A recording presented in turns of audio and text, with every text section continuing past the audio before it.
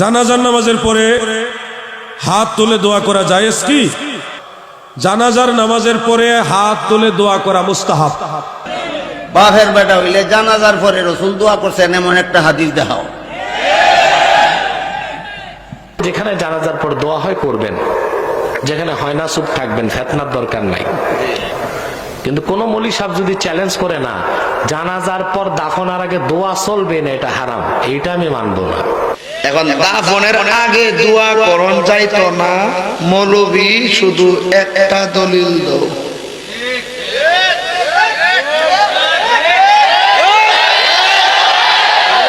যেইভাবে জানাজার নামাজে আজান দিলে আজান হবে বেদাত, জানাজার নামাজে একামত দিলে একামত হবে বেদাত, ঠিক তেমনি ভাবে জানাজার নামাজে কোরআন পড়লে কোরআন পড়া হবে বেদাত, জানাজার নামাজে রুকু করলে রুকু করা হবে বেদাত, জানাজার নামাজে সেজদা করলে সেজদা করা হবে বেদাত, জানাজার নামাজের সালাম ফিরাইয়া দোয়া করলে দোয়া হবে বেদাত।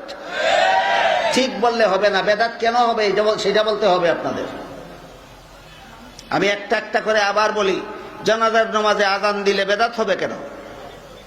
নবীর তরিকায় নাই। জানাজার নামাজের জমাতের জন্য একামত দিলে একামত বেদাত হবে কেন? নবীর তরিকায় নাই।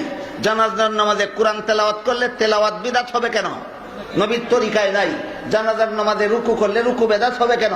নবীর তরিকায় নাই। জানাজার নামাজে সেজদা করলে সেজদা বেদাত হবে কেন? নবীর তরিকায় নাই। একই কারণে জানাজার সালাম ফিরাইয়া মুনাজাত করলে মুনাজাত বেদাত হবে কেন? নবীর তরিকায় নাই। এই বিষয়গুলি না বুঝার কারণে কিছু যুক্তিবাদী আমাদের সমাজে আবির্ভাব হয়েছে। তারা বলে পাঁচ বেলার নামাজের সালাম ফিরাইয়া যদি মুনাজাত করতে পারি, জানাজার নামাজের সালাম ফিরাইয়া মুনাজাত করলে দোষ কি? এরা দলিল হইল দোষ কি, দুইটা শব্দ। বেদাতীদের দলিল দুইটা শব্দ, দোষ কি। বেদাতীদের দলিল কটা শব্দ? দুইটা শব্দ। শব্দ দুইটা কি কি? আপনাদের জবাব হইলে একটা শব্দ, দোষ এইটাই বেদাত। এরা দলিল হইল দুই শব্দ, আর আপনাদের জবাব হইল এক শব্দ। কথা বুঝলেন কি? বুঝে থাকলে আবার আমি জিজ্ঞাসা করি আপনাদেরকে, জানাজার নামাজের জমাতের জন্য আজান দিলে দোষ কি? একামত দিলে দোষ কি? কোরআন পড়লে দোষ কি? রুকু করলে দোষ কি? সেজদা করলে দোষ কি? সালাম ফিরাইয়া দোয়া করলে দোষ কি? আজান দিলে যেই দোষ, একামত দিলে যেই দোষ, কোরআন পড়লে যেই দোষ, রুকু করলে যেই দোষ, সেজদা করলে যেই দোষ, দোয়া করলে সেই দোষ। কথা পরিষ্কার হইল? ঠিক তেমনি ভাবে আজান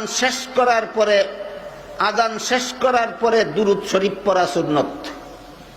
দুরূদ শরীফ পড়ার পরে আজানের দোয়া পড়া সুন্নত। এখানে সুন্নত 3 নম্বর অর্থে। কত নম্বর অর্থে? 3 নম্বর অর্থে। আজান শুরু করার আগে দোয়া সুন্নত নয়, করলে দোষ কি? বুঝতে পারলেন কেন বেদাত? আজান শেষে দুরূদ শরীফ পড়া সুন্নত, আজান শুরু করার আগে দুরূদ শরীফ পড়া বেদাত কেন?